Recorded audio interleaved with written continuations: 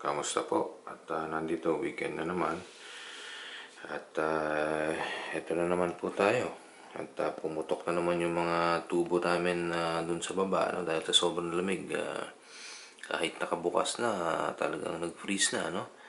Kawawa naman yung nasa ibaba namin. Binaha na naman siya dahil na pumutok yung tubo ng plumbing. So tomorrow sana dumating yung tubero para maremedyohan.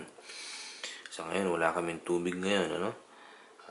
Dito lang, ito, mga ice to galing refrigerator, patutunawin namin hanggang kinabukasan. Kung matutunaw siya sa sobrang lamig, para panghugas, wala kaming tubig. So, hindi namin alam kung hanggang kailan kami walang tubig, no?